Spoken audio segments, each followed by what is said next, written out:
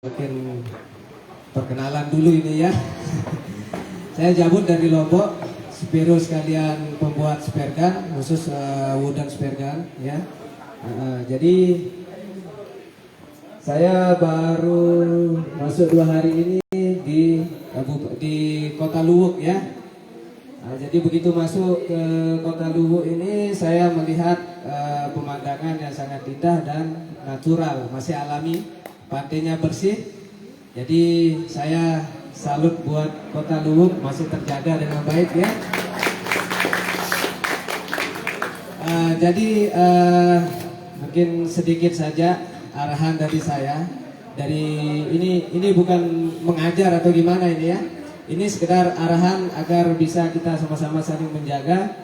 Berikut tentang keselamatan antar spiro, kenyamanan, dan untuk lingkungan bibir pantai maupun terumbu-terumbu karang dan ikan-ikannya gitu ya.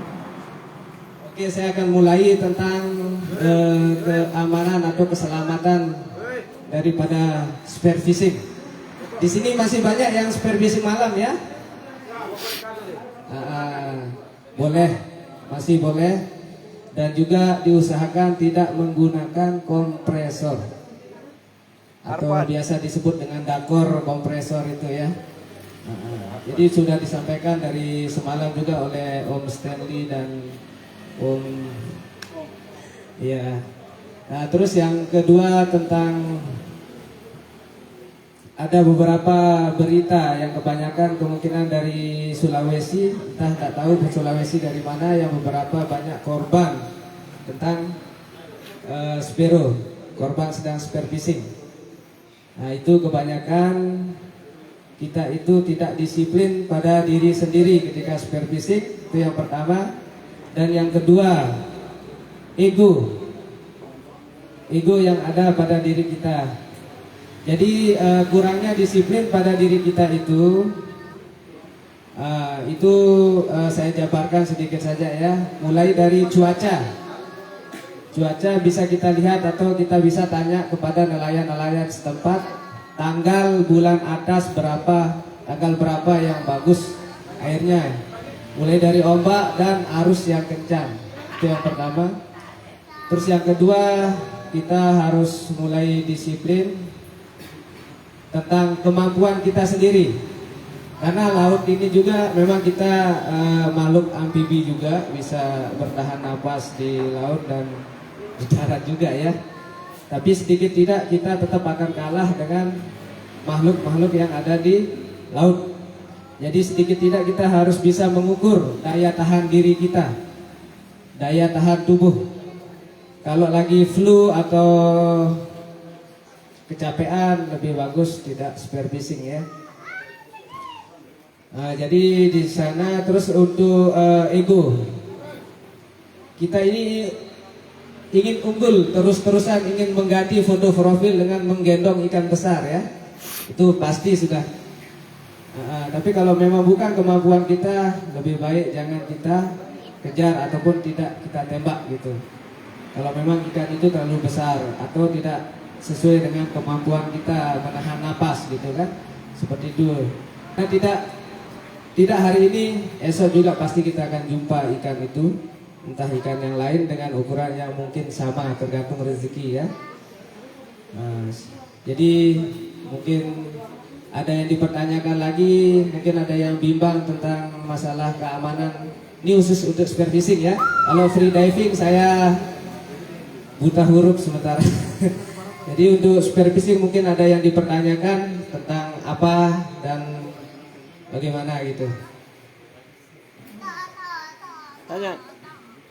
Ayo yang mau tanya silakan. Ada yang mau bertanya soal spare fishing? Apa saya? Ada mau tanya tadi saya? Tanya. Ini ilmu. Ayo silakan Om Acu. Pakai mic sama rambut ada. Di sini maju saja. Sama rambut. Halo, cek. Assalamualaikum warahmatullahi wabarakatuh. Waalaikumsalam. Terima kasih buat Om jauh-jauh dari Lombok sudah datang. Soalnya kalau tidak ditanya tidak enak. Saya bukan supervising Om, cuman ingin mewakili saya mungkin teman-teman semuanya. Selama Om melakukan kegiatan supervising, apa kendala yang Om pernah hadapi? Mungkin blackout kah atau bagaimana Om? Dan mungkin cara mengatasinya seperti apa? Terima kasih.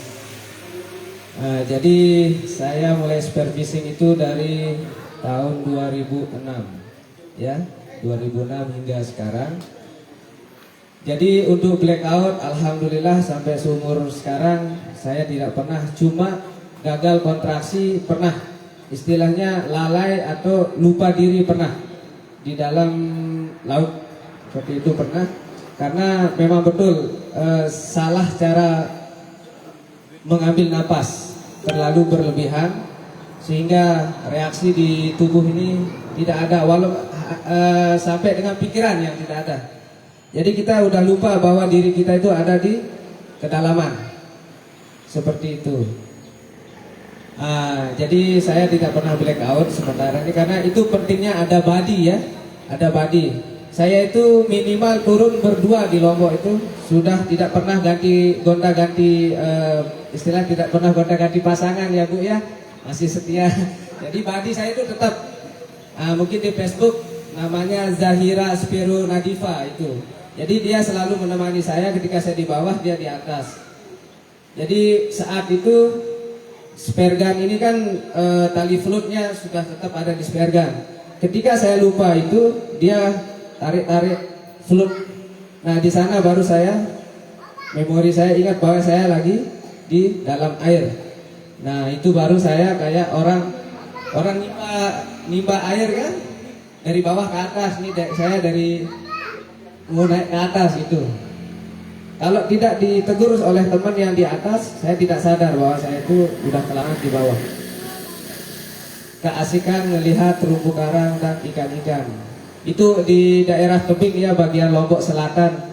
Kebetulan Lombok Selatan itu ekstrim sekali tempatnya, ombak besar, arus. Terus dia banyak tebing, kedalaman hingga mungkin kita tidak pernah lihat dasarnya di sana. Terus tadi apalagi ya pertanyaan Om Aco tadi itu? Apa? Tadi bagaimana cara mengatasi ketika Om dapat blackout atau yang seperti Om katakan begitu? Iya, jadi seperti yang saya katakan tadi, kita harus disiplin. Itu pesan sejak tahun 2014 atau 2015 Om Andre, master yang di Bali, datang ke Lombok, kebetulan langsung ke tempat saya, memberikan arahan bahwa hanya dua itu saja, disiplin pada diri sendiri, entah itu dari segi kemampuan, cuaca, dan safety di dalam free diving, sama buang ego. Teman dapat ikan besar, kita tidak usah sampai gelagapan cari ikan kemana kemari, sana kemari, supaya menyaingi antara satu dengan yang lain, tidak. Jadi masih ada hari esok. Jadi hanya itu pesan dari beliau yang sebagai masih kita sebagai apa, kita akui sebagai panutan Spiro Indonesia, Om Andre Bali. Mungkin ada yang lain lagi Om?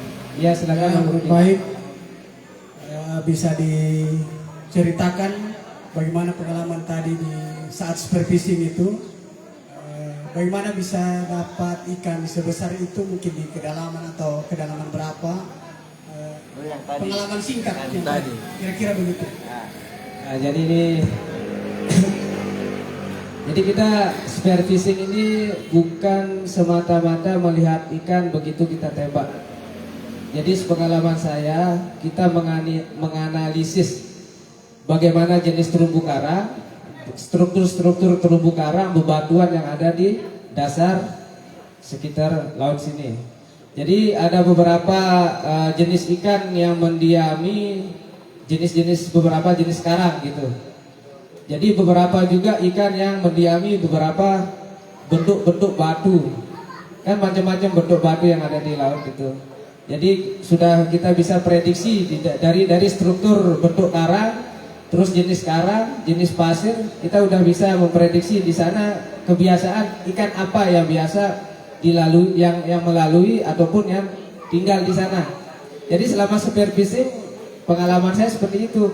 Jadi bukan semata-mata keliling, lihat ikan, tembak.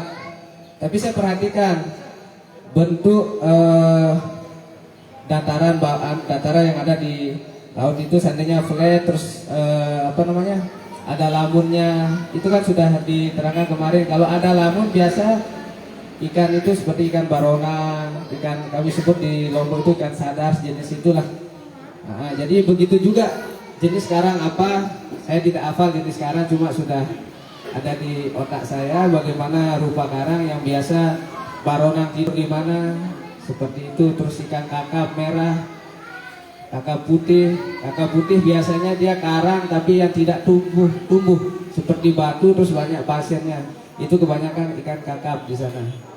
Nah terus tadi pengalaman ikan jiti ya. Jadi di sana tadi saya nemu batu besar yang ada di mungkin Tanjungan juga, lumayan tengah sedikit. Nah terus lokasinya itu berarus. Nah di sana, jadi dia batunya itu berongga di bawah, terus pecah-pecah. Ada beberapa bagian pecahnya. Jadi saya udah yakin bahwa di sana pasti ada ikan besarnya.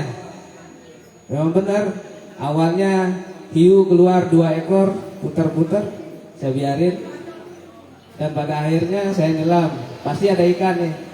Begitu saya sekitar 4 atau 5 meter akan sampai di karang itu, ikannya keluar. Akhirnya saya langsung tembak gitu. Sama juga seperti tadi pengalaman ketika saya dapat barakuda. Tadi Om siapa ya? Teman saya satunya, ya. Tadi beliau ini mengejar dogi, tuna gigi anjing. Nah jadi di sana itu saya sengaja diam di sana, tapi saya agak tengahan, Omnya agak pinggir, karena itu karangnya pisah-pisah, tidak ada tumbuhan, hanya beberapa ikan-ikan kecil di atas karang itu dan di permukaan air. Jadi di sana pun juga timbul keyakinan bahwa pasti ada pelajik yang akan datang ke sini. Nah betul, Omnya kejar dogi serius sekali gitu kan, sampai tidak jadi nembak karena ikannya udah kabur. Barulah saya nyelam, baru barakudanya lewat di depan, seperti itu. Jadi bukan semata-mata kita keliling, harus dipelajari dulu dasar-dasar laut yang mana biasa ikan hinggap atau ikan itu tinggal di sana. Ya mungkin seperti itu Om. Ada lagi?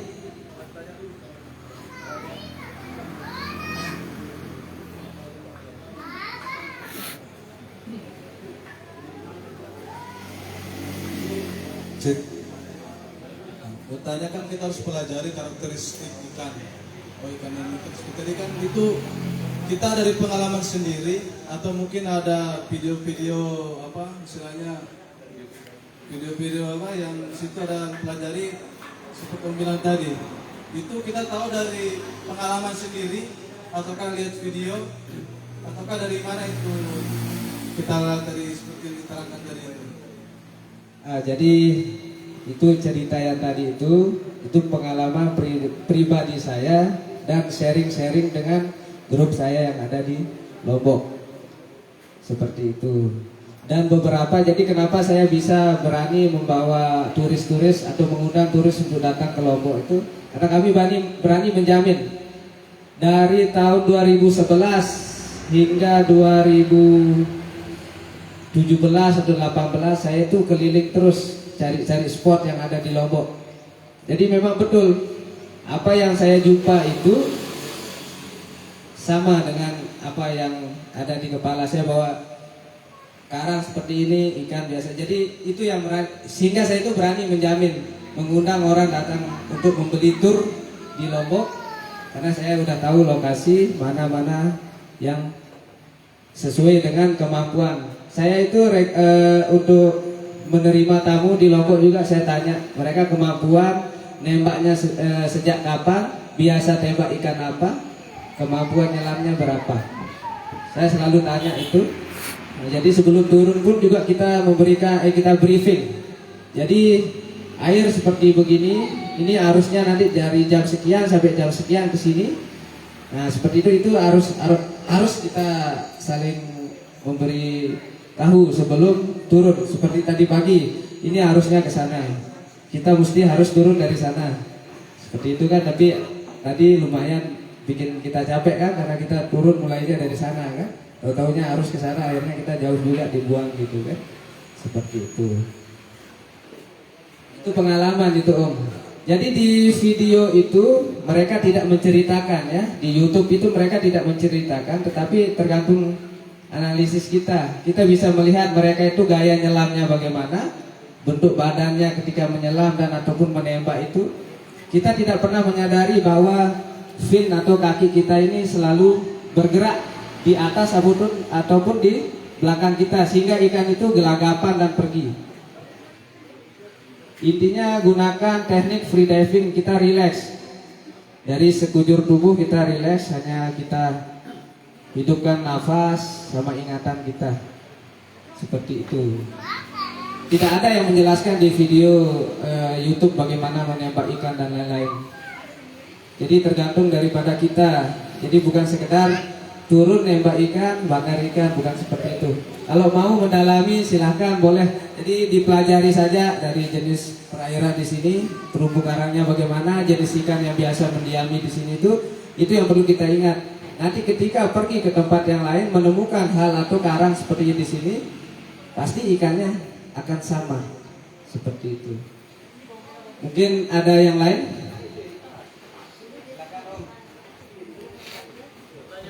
Nih.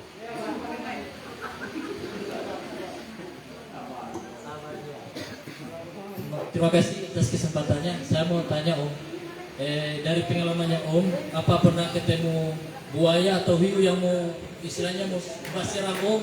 Itu bagaimana cara mengatasinya? Nah, jadi saya juga alhamdulillah jadi bisa sesuai dengan yang dipertanyakan. Cuma kalau buaya di Lombok itu tidak ada ya.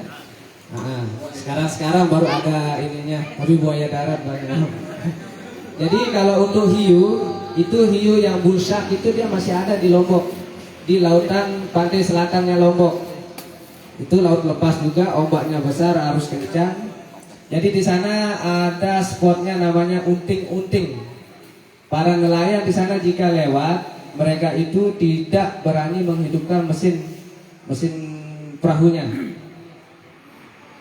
Nah, katanya Jabut jangan turun di sana atau teriak-teriak di sana angker katanya. Setelah saya turun di sana ternyata bukan angker, memang ada ikan itu kalau kepalanya saya perkirakan sebesar mobil carry, kepalanya saja. Nah ketika itu saya menembak ikan GT seukuran sekitar 40 kilo di atas batu, karena di sana bentuknya batu yang berendam gitu kan. Jadi tetap dia nggak bisa kelihatan, di sana rumah ikan sudah. Nah jadi GT itu ketika di atas batu saya tembak. Begitu saya tembak, kan ikannya berontak. Akhirnya ini si hiu ini sepasang seperti mobil carry kepalanya. Jadi itu hal yang harus kita lakukan. Jangan panik, itu tetap kita pegang, jangan panik.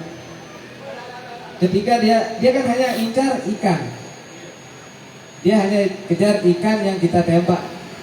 Jangan langsung tarik ikan itu, biar saja sudah dulu. Biar dulu. Nah jadi ikan itu hanya ikan yang sama ikan, kalau kita tidak diganggu. Seperti itu. Lumayan besar itu ikan itu. Makanya saya berasumsi bahwa dibilang angker, banyak yang mati di sana karena memang penghuni yang ada di batu itu ikan. Secara zahirnya itu ikan, bukan hal-hal yang berbau mistis gitu kan. Jadi yakin saja di mana kita turun nembak, kita cari ikan, bukan cari hal-hal yang tidak gitu. Intinya jangan panik saja sudah. Kalau dia kejar kita, sedikit kita ya mungkin saf sudah keluar kan, ya sedikit tidak kita ginikan. Mereka lari kok, mereka takut. Sebagaimanapun besarnya hiu, jika mereka kejar kita, kan banyak di video itu ya seperti itulah caranya. Asal jangan kita gelagapan mau naik atau apa, itu yang buat kita kecapean sehingga kita sudah tidak berdaya, baru kita dimakan sama mereka. Mungkin ada yang lain lagi, Om?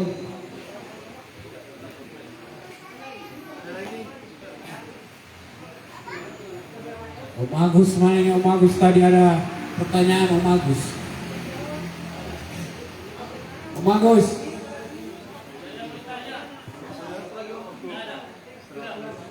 Oke. Oh ya. Om, saya tertarik dengan Om tadi, katanya Om sering bawa turis ya Om. Nah, Betul.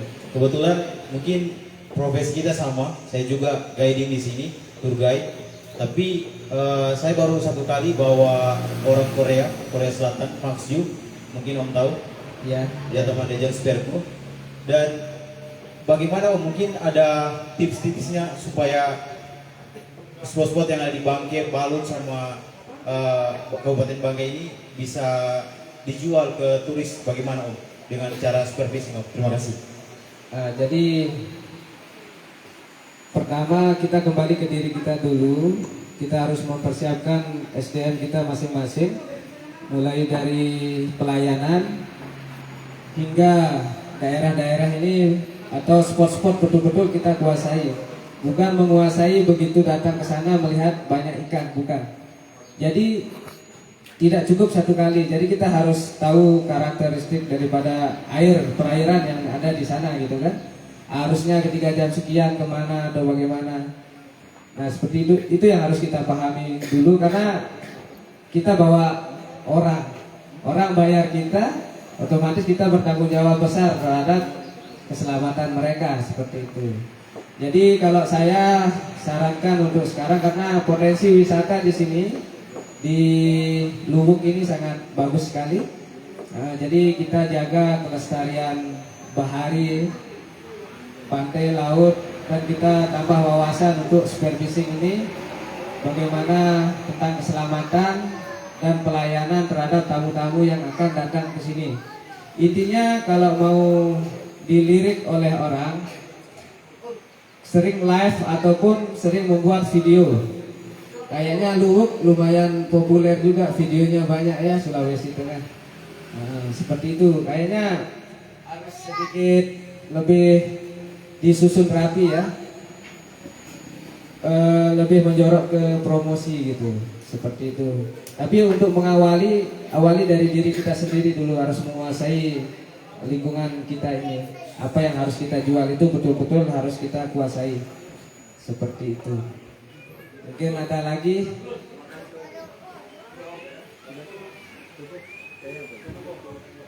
Oke, jika kemungkinan cukup, mungkin ada yang kurang ataupun yang tidak berkenan dari apa yang saya sharing terhadap saudara-saudara di Spero Babasar ini, saya mohon maaf dan terima kasih atas berkenannya menerima saya dengan sambutan-sambutan hangat dari semalam ya, teman-teman Spero Babasar. Kompak selalu. Terima kasih banyak. Salam hangat dari Lombok Spero ya. Saya mewakili kawan-kawan yang di Lombok. Semoga kita sama-sama kompak selalu. Terima kasih. Assalamualaikum warahmatullahi wabarakatuh. Terima kasih, itu tadi berbagi pengalaman dari Om Jabut Lombok Square. Mudah-mudahan bisa bermanfaat untuk kita sekalian. Oke, untuk